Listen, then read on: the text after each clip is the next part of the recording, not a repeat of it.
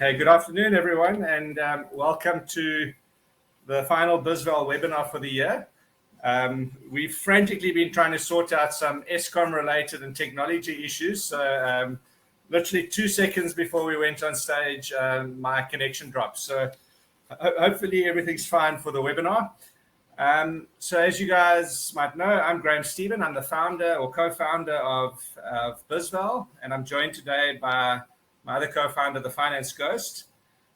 Today we've got two very special guests joining us. Currently we've got Mike Dixon from Desray Fashions, who you can see, give us a wave, Mike, and Justin Blake from Silvery, who we frantically battling with some tech issues to get on stage, but we'll get that sorted in the next few minutes, hopefully. So for those of you who've attended our previous webinars, welcome back. And for all the first timers, thanks for joining us. We hope that you enjoy the session and we look forward to engaging with you. So some quick housekeeping. Our format today is going to be slightly different. We're going to have a short 10-minute presentation on some of the background around direct-to-consumer businesses, which the Ghost will take us through. And then we're going to enter into sort of a panel discussion interview with Mike and Justin, and ask them about their story and some of the lessons that they've learned in building two very successful businesses over the last few years. And at the end of that, we're going to have a Q&A where we're going to open the floor up to you, our guests and our audience. Just a reminder is the questions, please post them in the chat session. The session is set to private, so the only people who can see your comments are the admins and myself. Just something else we've noticed, feedback from the last sessions is occasionally people have some issues depending on which browser they're using. So if you are having any issues and you're on Chrome, try out Edge or try out Safari, but usually that will solve the issue. We've also got a poll running. So if you click on the poll, I see it's not actually up yet. I'll add that shortly, but we've got a poll running. Please take a few minutes to go and answer the poll. It's got to do with direct-to-consumer strategy. So in our previous webinars, we dealt a bit with the background around the art and science of valuations, why they're important, and some of the fundamentals in dealing with business valuations. But as I mentioned just now, today we're going to share some real stories from some real entrepreneurs and to show what it really takes to grow a business. And I'm sure both of them have got some war stories to share with us and some really invaluable advice and tips. I think also the reason we have our guests is we all know that building a business can be quite lonely at times. And sometimes it's just really cool to hear from other founders and people who've been there and done that and in the trenches like we are. So that's the purpose of today. Coincidentally, in preparing for this workshop, I came across, it's quite an old book, but I think it was really a revelation for me, Shoe Dog. And it tells the story of the founder of Nike, Phil Knight. And I guess that's one of the real success stories in the direct-to-consumer, not even direct-to-consumer market, one of the real business success stories over the last 50 years. And the book Shoe Dog really tells the story, not of sort of the latter years of Nike, but the early years, when he was really trying to make a business, selling secondhand, well, not secondhand, but selling Tiger shoes. They weren't even called Nike in those days, out the back of his boot. And I think some of the stories that we're going to share today are, the businesses are in that stage of the journey, the sort of five to 10 years in, and really building out. So there's a lot of parallels around that, and the Ghost is going to share that as a bit of an example when he goes through his section. So by way of introduction, and we'll do a bit more of an intro a little bit later, I'll do a brief intro now. We've got Mike Dixon from Desray. So Mike is one of the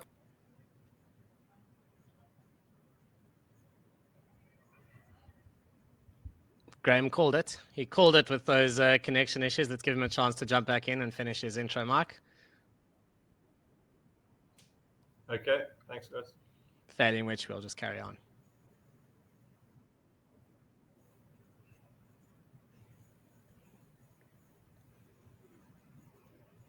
Graham, are you back? There we go. Nothing if not a technical issue or two to spice up this December. This is normal. Anyway, we lost you when you were starting to intro, Mike. Apologies. So Mike is as his sister and founder Desray says, he's a disgruntled IT support administrator who turned visionary entrepreneur. He believes success lies more in mindset and self-belief than anything else. So I'm sure he's going to have a chance to introduce himself and give a little bit more than that later. But I think his sister is trying to embarrass him a little bit there, as co-founders tend to do. And we have Justin. Justin started his entrepreneurial journey at a very early age. He explored in a couple of sectors and finally settled on his passion, and that's building direct-to-consumer e-commerce brands. And hopefully, if he can resolve his technical issues, he'll join us on stage shortly. But I think without any further ado, I'm going to hand over to the Ghost to share some background on direct-to-consumer businesses, and then lead into the discussion with our two guests. Thank you, Graham, and welcome everyone. Happy December. It seems the tech is already on holiday. That's unfortunately just sometimes how this goes. Mike, it's a very nice shirt you're wearing, which is unsurprising when you're in the clothing business. And we'll wait and see if Justin is able to join us properly. Otherwise, we've got a bit of a plan B in mind to try and make the most of it. But let's see what we can do. The irony is not lost on me here that in a direct-to-consumer IT-related strategy, we can have this many issues on a webinar. But that's unfortunately sometimes how life goes. And Graham was talking about reading Shoe Dog when he said he came across it. That's because I said to him, Graham, if you don't read this book soon, I'm going to disown you. Because it's been something that I enjoyed reading so much. So if you haven't read Shoe Dog, I highly recommend it for your holiday. Justin, that looks very promising. So there you go. Welcome. Yeah, See, we weren't lying. I'm extremely sorry, guys. Justin is a real person. So let's move like into some of the background factory. to direct to consumer, then we can tap into the minds of these entrepreneurs and learn something. So let's do it. Graham, if you wouldn't mind flicking to the next slide. There we have it. So direct to consumer. What is in a name, hey? And in this case, everything is in the name. So let's keep this pretty simple. A direct-to-consumer model means a retail brand dealing directly with customers rather than through a wholesaler. Very exciting. In practice, it is. And in some cases, direct-to-consumer actually makes no sense at all. So no one in the history of Earth has woken up in the morning and said, oh, I really feel like a loaf of bread today. Let me order it from Albany on their online store and wait for it to be delivered.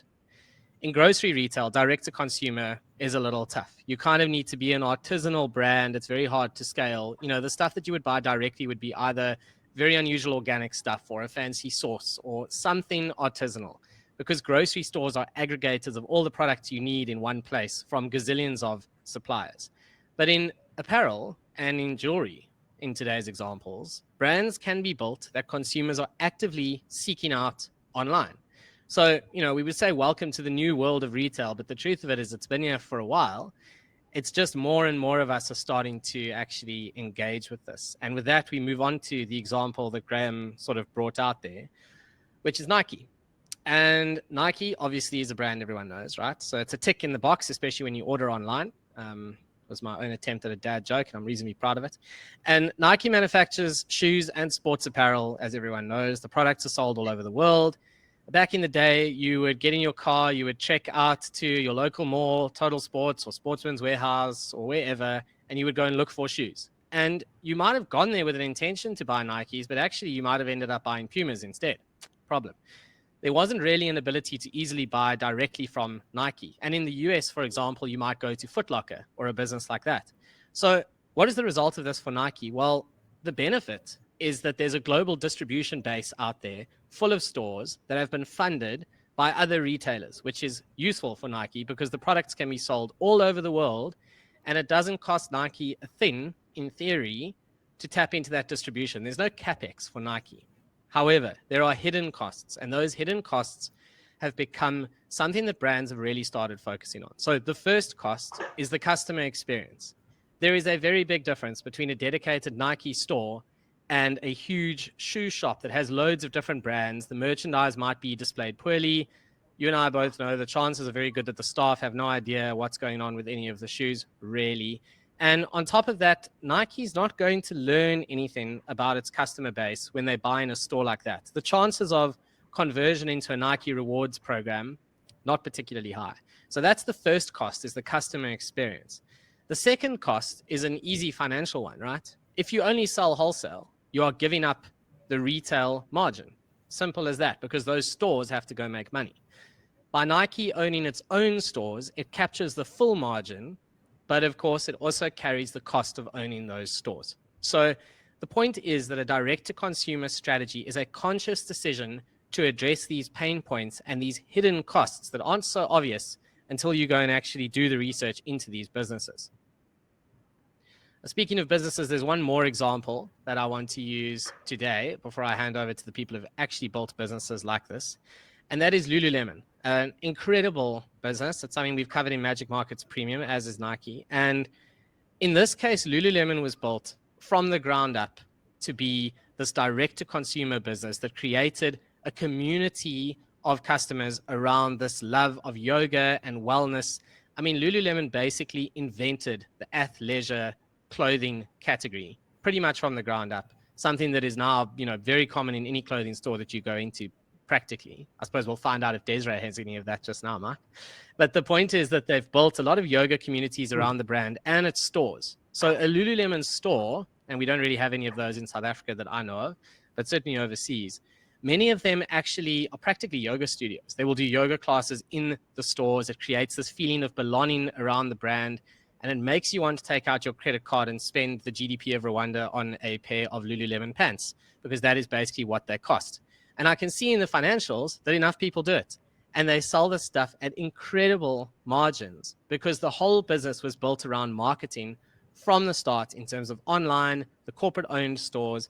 The brand is so strong that it even managed to survive a pretty terrible scandal with its founder, who made some really unpopular and unkind comments about, shall we say, certain female body shapes. And somehow Lululemon even managed to survive, that from its founder, especially in this modern world. So just shows the power of building direct to consumer. Nike is a great example, and so is Lululemon.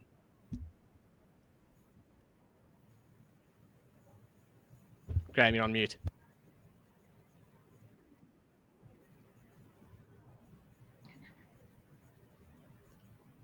Graham, you're muted. 2 years worth of pandemic and we're still struggling with the mute button here. Sorry about that, guys. So thank you, Ghost. And now that I'm back on stage and sorted out my load shedding issues, I'm going to give our two guests an opportunity just to introduce themselves and their businesses. And I'd like to start with Justin first. If you can just take a minute or two just to just introduce Silvery and just tell us briefly a little bit about the story of Silvery, like where you started and how you got to where you are now, Justin. And then we'll give Mike an opportunity. And after that, we'll go into the panel discussion with the Ghost. Perfect. Thanks, Graham. And hello, viewers. As you know, I arrived a little bit late, but it's quite funny having your own business and everything going wrong. I'm much more familiar in those sort of situations and everything going smoothly. So it actually started perfectly for me. So a little bit more about Silvery. My wife and I purchased the company in 2016, and when we bought the company, it literally came with about 6 or 7 boxes of stock, from rings, necklaces to stamping blanks, which we would personalize with little hand stamps. And it was soon we found out there was an incredibly difficult concept. We were no jewelers, so after buying the company, the first problem sort of arises, we burned through all our stock trying to make the first order once we purchased the company. And the second problem was that ring sizes come in 28 different sizes, so it was a stock holding issue, and it wasn't a great experience for our customers. So a year after that, we thought, let's try and improve the customer experience, and we employed our first jeweler, and we made the decision, don't know if it was the right decision, to start manufacturing all our own jewelry. And so the jeweler came with a lot of experience. We learned a lot. We also learned a hell of a lot through YouTube. I can honestly say that most of our business was built off just watching hundreds of hours of YouTube. And fast forward to today, we sitting 6 years down the line with 23 staff. We can either hand manufacture an item, we can 3D print and cast for very precise items, we can laser cut, we can engrave, and we also currently based in, we manufacture in South Africa, and we've got offices in the UK and Australia that we distribute to. And I guess when we kind of took over the company, sales on a monthly basis was roughly about 30,000, and this was a mixed sales channel through flea markets and online.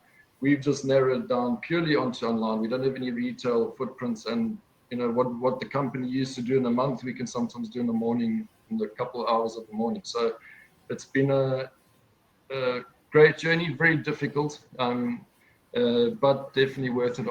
Only after year 5, if I can say that. First 5 years, we doubt to ourselves a lot. Fantastic, Justin. And yeah, we were going to go into a few questions just now, but I think from flea market to online global superstore, I mean that's quite a story, and I'm sure there's a lot more we're going to share just now. Mike, if I can hand over to you to tell us a little bit about Desray and sure. Also a founding story. So we actually started, Desray herself started on Green Market Square selling clothing. The business was actually started by my sister and my mother. My mother was a designer for 30 years, and Des and her got together and started designing clothing. They are super creative and really good at design, but they didn't have any business or business acumen. And in 2005, when I joined them, I was literally coming in for 3 weeks to look at what they were doing. Des had spent all of her savings. She had to sell her car to pay creditors, and she said, "We don't know what we're going to do. Come have a look." And I'd literally just studied through UNISA. While I was working, I'd studied a strategic management course, and I thought, well, let me see if I've got any skills that can assist them. And I came in, and it was actually amazing. Straight off the bat, I could see 3 major problems.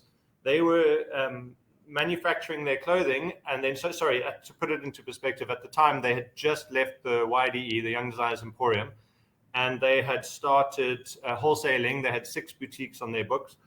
And they were manufacturing a range and then going to sell it to these boutiques. And obviously what wasn't sold was left as dead stock for them, which they would then try and write off or sell off at below cost. So that was the one issue. And I said, okay, well, now we're going to take orders and manufacture according to those orders. So we started as a business-to-business brand. The second issue we had was they were selling goods at cost, if not just a little bit above cost. And I said, we're going to double your prices. We have to double prices. And they said, no, you're going to kill our business. There's no way we'll survive if we double our prices. And ironically, the next season of orders doubled with the doubled prices, which gave me the idea that, okay, well, price is perception of brand, of quality and brand power. So that was amazing. And then the third issue was that they ordered a lot of fabric. Being so creative, they would order fabric and then leave it under the table. And I'd say, what's all that fabric doing there? And they said, well, we changed our mind. We didn't like it. I was like, well, actually, you can't do that because you bought it. So anyway, I realized that this was a potential gold mine. I said, make me your business partner, and I'm in.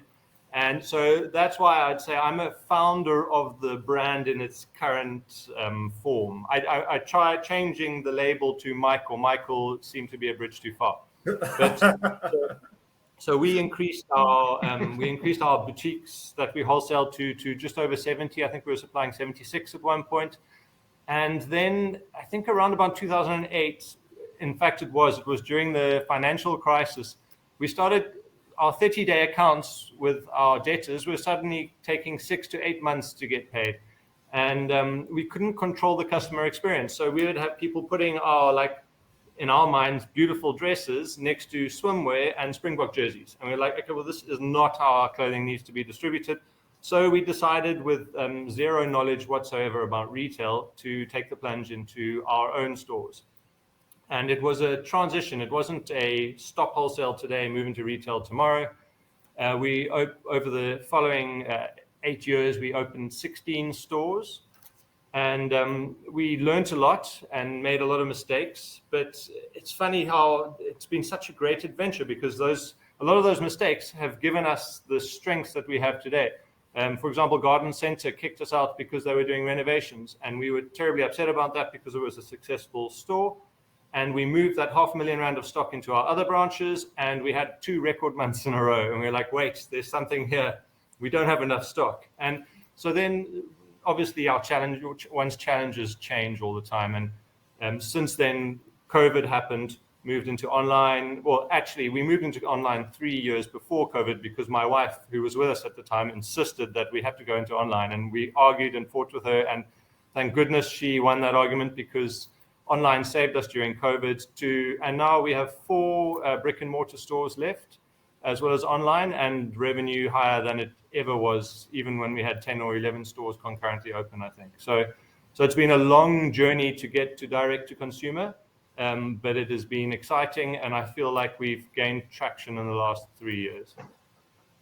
Fantastic, Mike and Justin. It seems like there's a lot of similarities in some of your stories and some of the challenges. So I'm going to hand over to the Ghost now, and with that intro, I think there's a lot to work with.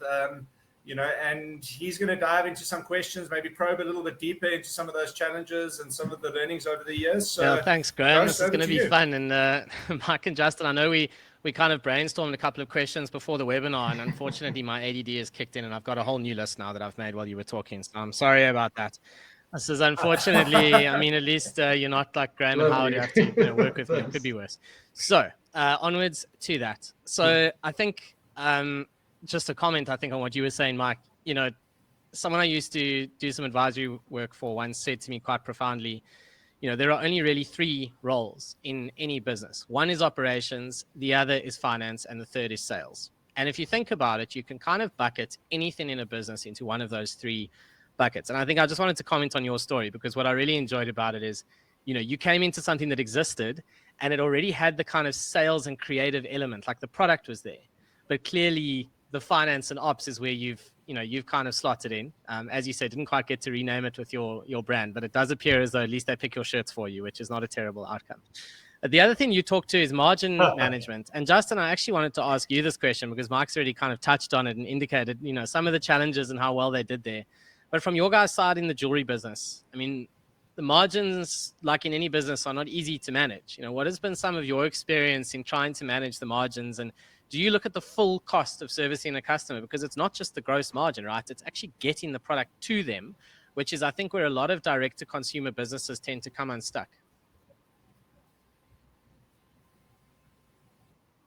And the return of some of those items that need to come back. But while Mark was speaking about the journey, it almost was like hearing him or looking back into a mirror, because we at one point in 2018, we were so busy learning about manufacturing and setting up a workshop, which, I mean, I don't have any experience. So it was all of YouTube, learning. And before we know it, 1 year had passed, and we weren't really paying attention to the selling price and the true cost that we were incurring in actually getting the product out. And at 2018, we were I think it was in February, we owed about 350,000 Rand to our creditors, and it just came out of nowhere. After Christmas, there was a lovely sales period, and all of a sudden there was no profit. So, it sounds like how Key gets that point as an owner, but sometimes you just get caught up in so many things within your company that you definitely overlook it, especially in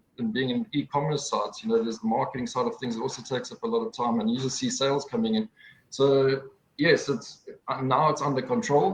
And at a point in 2019, we also had that problem. We were selling our stuff way too cheap, and we literally doubled our price, and revenue followed. And the price stood to the quality of the items we were crafting and selling. So it wasn't that we were overcharging for the goods. And still today, we've got customers saying that the items are really well priced.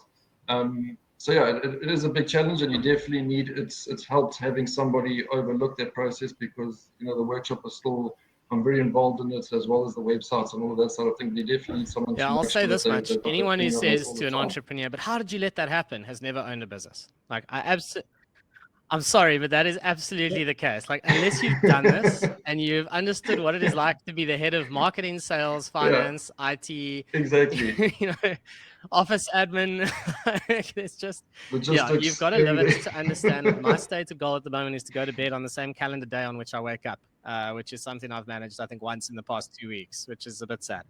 But Mike, over to you. So you also went through a process of really ramping up the pricing as you needed to do. What sort of kickback did you get from customers? I mean, do you have a lot of like repeat customers, or is it a case of sort of once-offs and they come back and say, "Oh, I can't afford this anymore. Let me go and buy something else"? So that was still the business to business model, and the response was literally doubling of their orders, and it was that perception of value, this product has suddenly become doubly as good because the price has doubled. So the orders went up. And again, it wasn't us being greedy. It was literally a case of these are the margins we need to remain afloat and become successful. I think as we've moved to the retail model, and especially through online, especially the last 2 years, our prices have gone up significantly, but that's been unfortunately, supply chain related, rand weakness, et cetera, et cetera. And there's been a little bit of pushback from that with some customers, but on the whole, I mean, we continue to grow phenomenally well, and we have mostly repeat customers. So yeah, I don't think it's been an issue. Yeah, that's very impressive, because I think a lot of entrepreneurs are quite scared to actually take price. And if your margins are not in line with benchmarks, then it's something you have to do. And I think in clothing retail, well, I know this. You can look at any of the listed clothing companies, you can see what their margins are. We know that these are relatively high margin areas in which both of you have managed to build businesses, which I think is part of the success, actually, because of the expenses of direct to consumer returns. Justin, something you spoke about.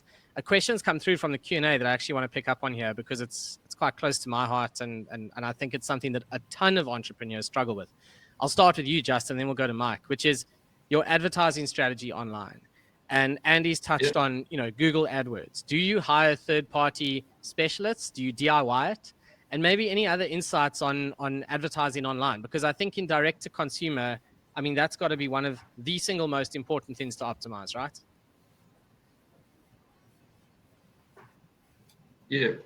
So that topic is 3 hours on its own, but to answer in short, especially with the Google channel, I've done it all myself. And I've been through a couple of agencies, but I've also been in e-commerce prior to Silvery, and it was just something that fascinates me. Early on, I learned that if I could control that, you could literally, in a sense, control your sales. Having said that, I've spent a lot of time just on that, where it could have been developing the business, our product range. Maybe we would have been better off doing that and outsourcing it, but today it's definitely paying off. I mean, we sort of, with the knowledge we had, we re-looked at things on Google and sort of their Performance Max campaigns, and it's really been a big drive in our sales, getting that right. And using agencies in the past, you just don't get the attention to detail that it takes to run a successful campaign and make sure you're getting the returns. Social, we've outsourced that side of things.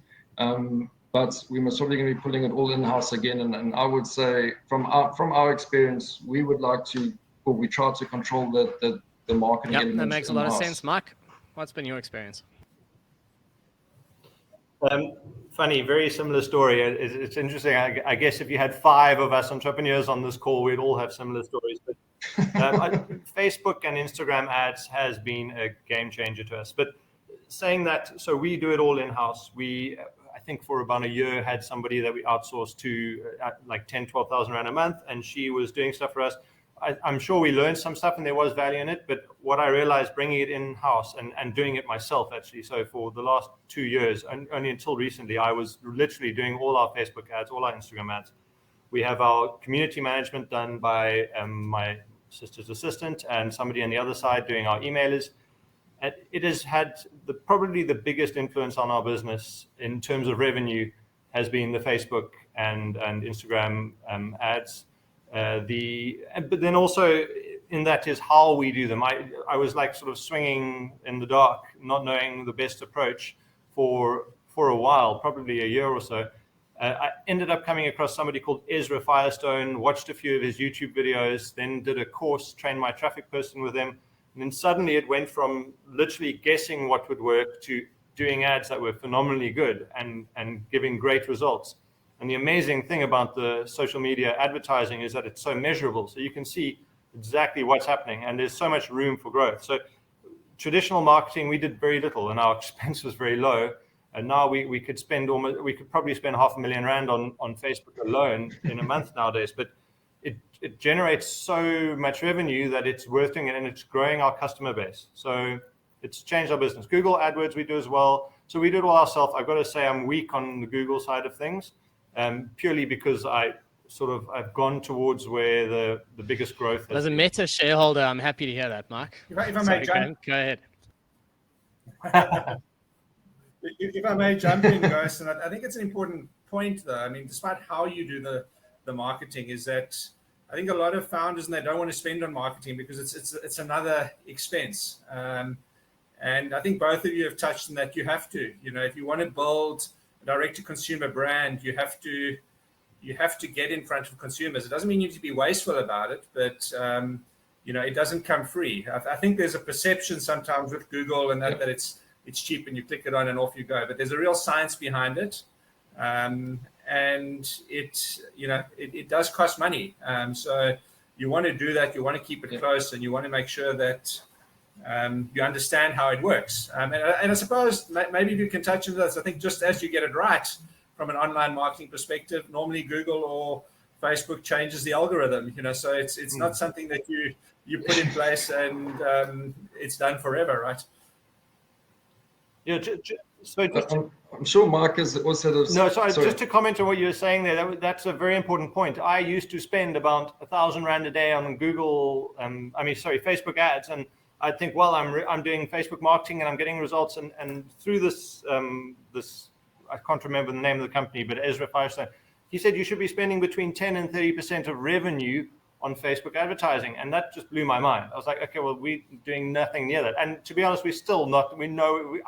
10% is huge. So to spend more than that, it's a bit of a leap of faith. But what I've noticed is brands don't do it. And because I've been willing to try it, it's sort of given us that competitive edge and allowed us to grow a little bit faster from the e-commerce side of things because we've taken those Tell you risks. what, Ezra's doing the work for me with the Meta share price. You're very welcome to spend 30% of revenue on Facebook ads. Please, I need it. So there's something left over after Zuckerberg's finished designing goggles that no one asked for.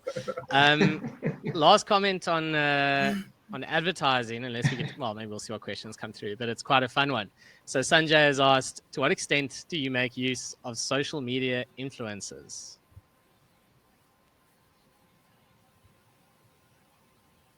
Go first, Justin. Go first. Am I going to go first, Mark? Yeah, go ahead, Justin. Okay. I just want to quickly chuck in a point, and I'm sure Mark probably had the same experience.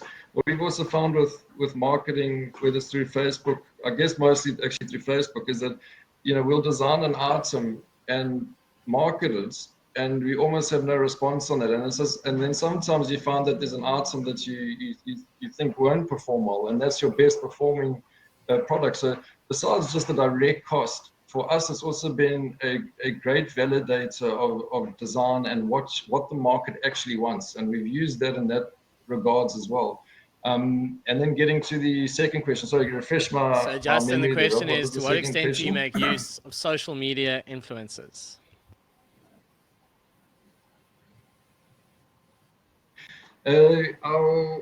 We haven't, to be honest, we haven't had like a fixed campaign except for this Christmas, and we will add it all up once the Christmas season is over. So we've used 5 influencers in this period, and yeah, we'll note at the end once it closes. So I'm not going to speak too much about it. We haven't had an active strategy around it. So maybe Mark would like to talk about that if they. Yeah. So Ghost, we have a handful of influencers, and they are great. They started as customers and organically became influencers because they had big followings. We probably could do better with it. The biggest challenge in our business is supply chain, is producing enough stock. For example, we didn't do our Black Friday celebration or sale or promotion because we don't have enough stock. So influencers are great, and it is something we'll explore more. Another thing is, through all the Facebook and social media advertising we're doing, Desray, the personality, has become an influencer for the brand, and she's got a fabulously magnetic and attractive way about her that people want to know about her and want to follow her, what she's doing. She was doing ads in lockdown on teeth whitening, and like all sorts of crazy things, cleaning her kitchen and what cleaning products she used. But people loved it because it's so real, and she's just got this natural way about her. If I was doing stuff, no one would watch it. So it gives an indication of you can create your brand personalities can become your influencers. We have staff working for us who've got great videos on our social media, and they're going to become influence is through basically social media and marketing. But yes, great value and something we will explore more when we are producing enough stock. Fantastic. So let's move on to a different area. And Miguel's asked, when cash flow improved, what was one of the first positions you hired for? And how did you think about it? Was it a skill area where you felt you were specifically lacking? Or was it something where, you were doing it yourself, but you felt you needed to get a specialist on board? I think for most entrepreneurs, that first hire is such a big step, especially into, let's call it a more strategic role rather than a kind of just getting product out the door kind of role. Justin, you can go first. Yeah, so it goes, when we bought Silvery, had another company running on the sideline, and we used one or two of our staff from there to assist. But our first sort of strategic hire was our jeweler in 2017. As I said, we had no experience in the jewelry sector, and for us to even take the next step and offer or try and increase our range of personalized items, we had to have a jeweler. We knew absolutely nothing about it. So, as soon as the jeweler came, we literally started doubling ourselves month on month, just because we had somebody who could A, make the items, and then B, offer much better quality of goods that were going out. So it was also, could we afford it at the time? No. I think we ran into sort of a loss for the first month or two, but we knew if we get the person, our range is going to expand and sales should follow, and that's exactly what happened. I think you touched on such an important point there, Justin, just around quality. I think, Mike, you also spoke about it earlier, is especially with a direct-to-consumer brand, yes, pricing, well, at the end of the day, are you producing a quality product and having the people in place to be able to do that, and processes and machines and that. So, Mike, yeah, if you want to also just take a stab on your first, but maybe you were the first hire. So. Well, that did occur to me, but I think it's a difficult one to answer. So I probably was the first strategic hire in the current format of the brand, but it hasn't been one specific position. I think more for me, it's been outsourcing things like the HR function. So we employed somebody to become my assistant, who was far more than an assistant, and she now runs HR and she runs the admin of all the stores. So that was stuff that I used to do, which took up all of my headspace. And then my accounting, the finance that I used to do, handed it to K&S accounting down the road. And now they manage all my books. And so that's another thing I don't have to worry about. And I guess the less things I don't have to worry about, the more headspace there is to do strategy and business growth work. Obviously, I get called to fix the coffee machine and the air conditioning and the fridge that's not working. That's never going to change. But I think having those core roles outsourced. So unfortunately, I can't. It's not a great answer to the question. There wasn't one role. It was basically giving myself more freedom was probably the biggest factor when cash flow. Got it. That is super interesting. I want to talk about sort of maybe a little bit about the future of the businesses, if I may. So, Mike, I mean, you've already got an omni-channel strategy going. I think you talked to, there's a couple of stores already. So you've got the online presence plus the stores. Justin, to my knowledge, and I hope I'm not wrong, I think yours is purely online at the moment. The Anthony Silvery stores. So 2 questions about the future. Justin, no. Are you planning to ever have any sort of physical space? And then Mike, I guess I'll get to yours. Let's give Justin a chance first. Definitely, but our first step towards it will be sort of strategic sort of step with some existing retailers to get some range within stores, and then every day we get 10-15 requests. Where's your store? So we definitely know the market's there, but we'll do it in a phased approach. Get into some retailers, and then at the right time we'll open a sort of, the right words, concept store, most probably in the Western Cape. That's where a majority of our customers are from. And that store would obviously have all the stock and items to be personalized in store, so that we can give the customer sort of back behind the scenes as to what's actually happening. So yes, definitely next year we're going to be looking into that, and then with growth, obviously we're looking into foreign markets to grow our Australian market. There we go. Those are big plans. Then Mike, on your side, is Desray planning a range of men's clothes called Mike? Or if not, What's coming no, down? What's coming down no, the line for sadly you to the not. extent you are able to share? And you may not be able to, which is 100% fine. No, so we there are a couple of new exciting ranges coming. I mean, we are bringing puffer jackets in for winter and denim range, which we haven't done before. We're trying to. Kway has a big enough market, so we feel there's an opportunity there. And I think more specifically, we're not going to grow our brick and mortar footprint. I'm almost certain. I think I can confidently say that's not going to grow, and our online is going to grow tremendously.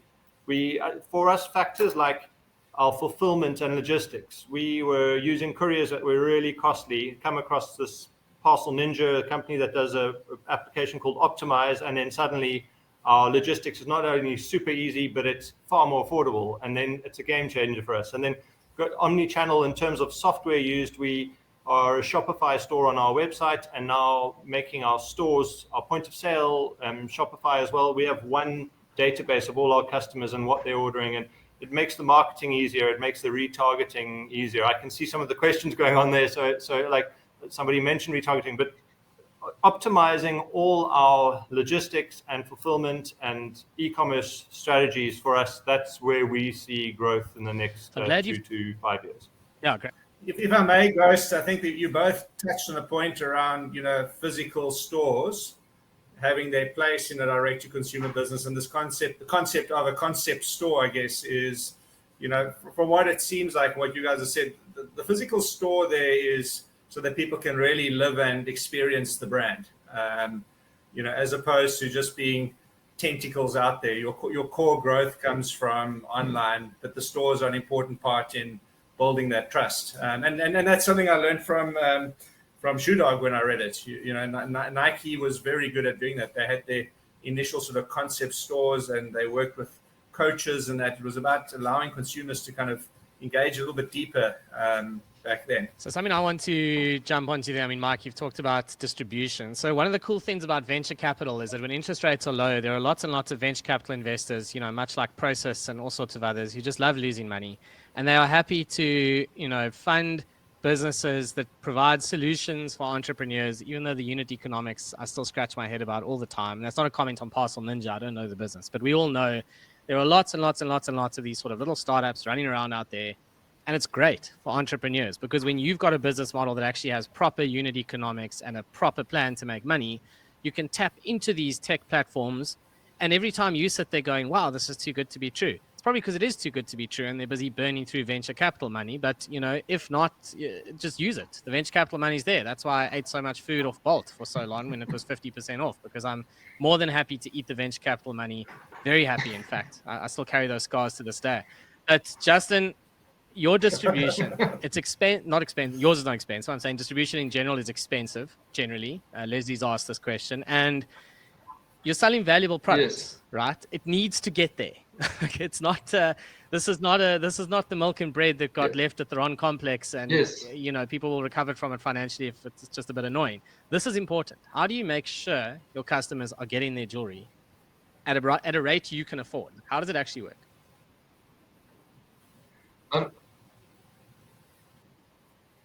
Good. So we've used various suppliers over the years. For us, one of the big points at the end of the day, there's 30 to 60 non-Christmas and the hundreds of orders that need to go out. Do we employ someone to sit there all day and capture those details, or do we negotiate with courier companies to put one of their own in here? And that we went through that model for quite some time.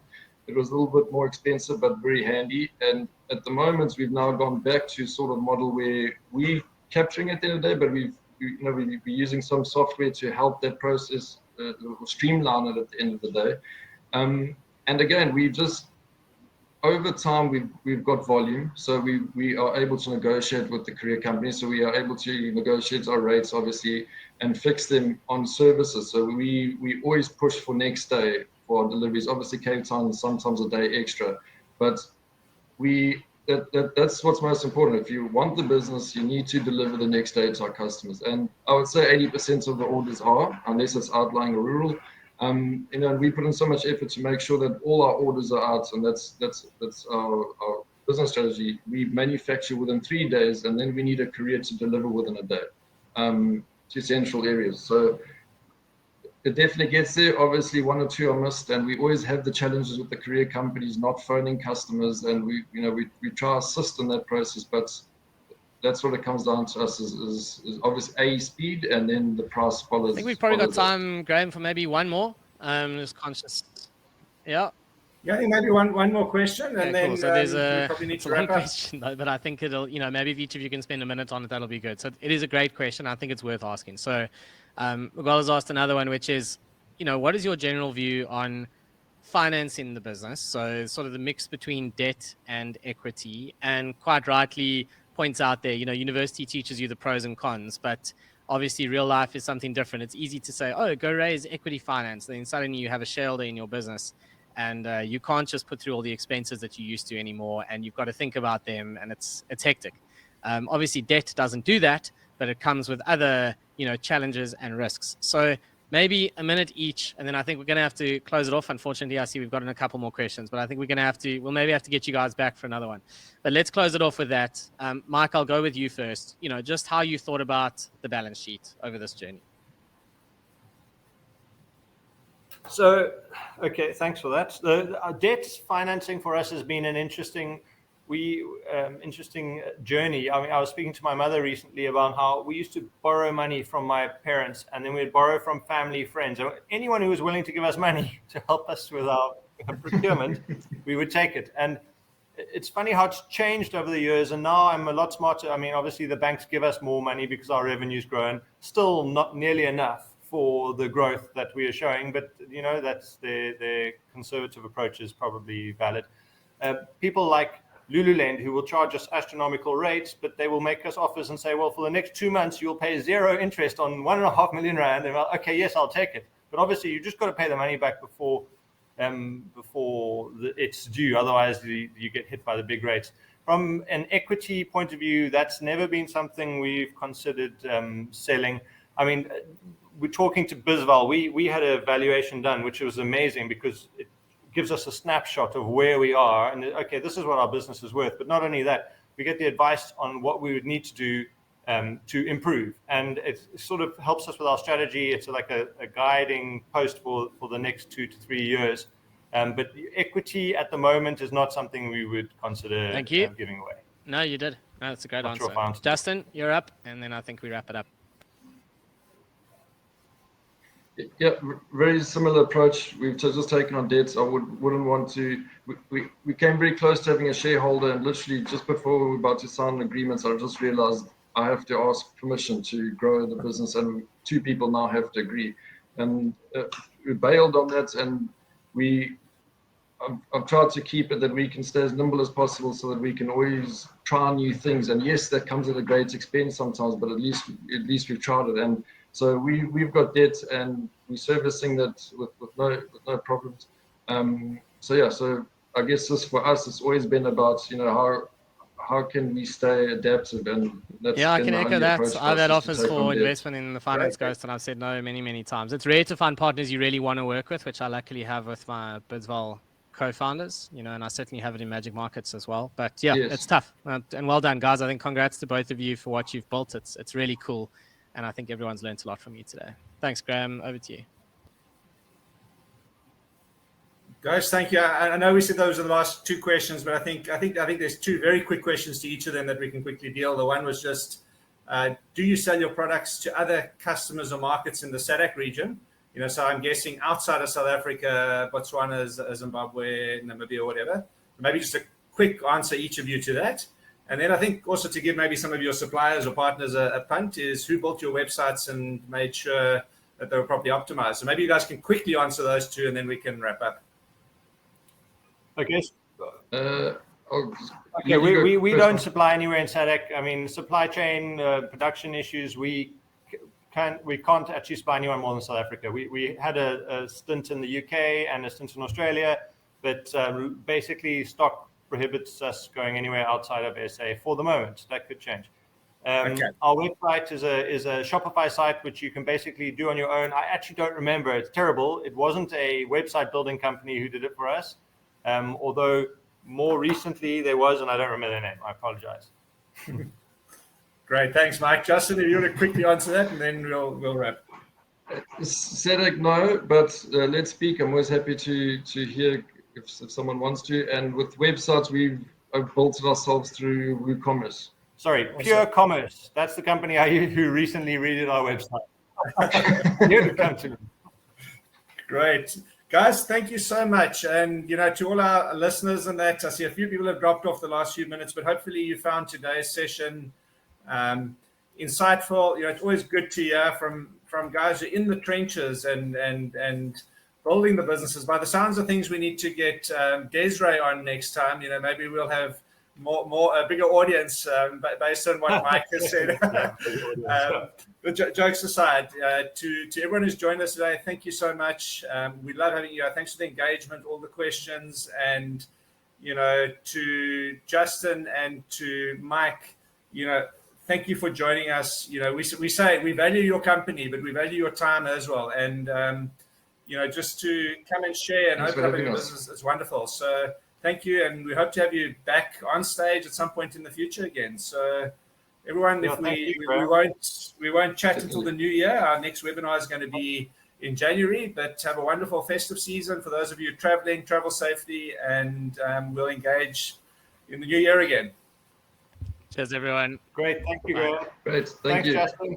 Thanks, the Thank viewers. you, guys. Thanks, guys. Cheers, Mike. Cheers, guys. Cheers.